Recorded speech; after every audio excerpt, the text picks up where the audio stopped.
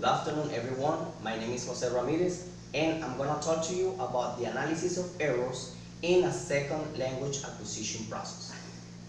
An error is a deviation from accepted rules made by a learner of a second language. Such errors are made because of a lack of proper knowledge about the rules of the target language. A significant distinction between error and mistake is made, and it's important to remark it because they are not treated the same from a linguistic viewpoint. And this is a great area of investigation in linguistics, of course. An error is seen as a result of the lack of proper knowledge of a learner about, of course, the language. Errors could be occur repeatedly, over and over again, because the learner or the person who is trying to get into a new level in that process doesn't know about the error. So it could occur again, over and over again, so that person is not able to recognize and correct the problem.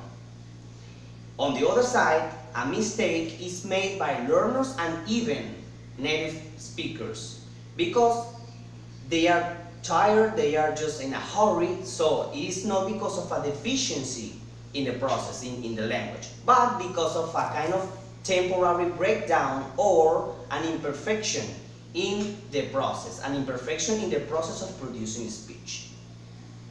These kind of hesitations, slips of tongue, random ungrammaticalities, and other performance lapses or mistakes in the language can occur also in the second language acquisition process, of course.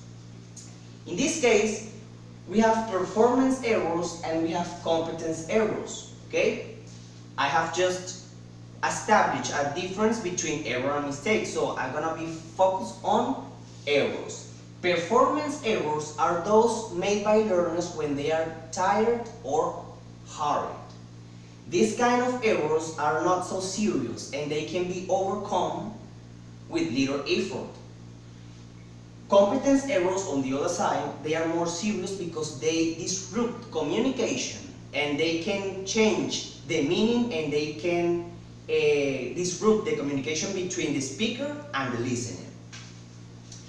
Other researchers like Bort and Kaparsky in 1974, they established a distinction between global and local errors instead of competence and performance. What is that? A local error is not so serious and it can be overcome as well as performance errors.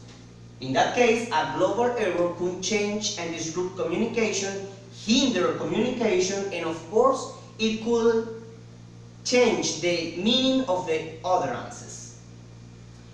About the causes of errors. The causes of errors could be interference from the native language, which is negative, and intralingual and developmental factors. Okay? Interference from native language is mostly negative because maybe when you are getting into a new level in another language, you could think that in that language the rules are the same like in your native language, which is not true, okay? According to the intralingual and developmental factors, we have simplification, overgeneralization, hypercorrection, faulty teaching, fossilization, and avoidance, okay? I'm going to give you an example of one of them. For example, simplification. Simplification is when the learner try to use the most simple structures and constructions in the language. For example, if I'm in a restaurant and the waiter or the waitress say, can I suggest you something? What do you want to eat? And I just say, oh, I want to eat this dish. So I would like to eat will be a more complex structure. So I could use it instead of the one that I choose because of I'm a learner. Overgeneralization is pretty important to remark because of most of us as learners, we do or we can do overgeneralization. An example of this will be when you are trying to use one structure or one rule in a context, but you can extend the application in a context when it doesn't apply. For example, the uses of the suffix ed in past tense, I mean in the verb. If I say, I went to a party yesterday, it is okay because the irregular verb go changed to went because it's in past simple. So, but if I say, I go using ed, that's wrong, that's a mistake because I'm over generalization that part, okay?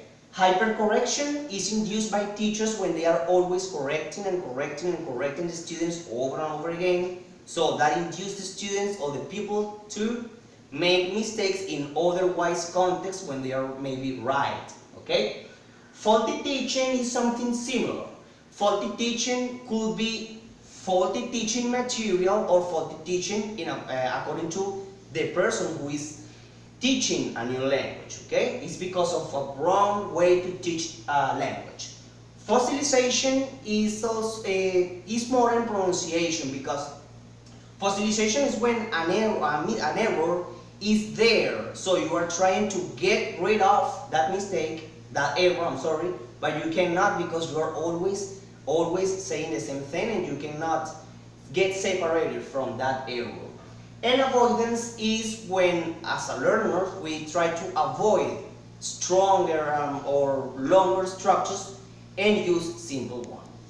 Okay, according to simplification and overgeneralization, they are made by learners in order to reduce the linguistic burden because they are just learners. That was all. Thank you. I hope you enjoyed. Goodbye.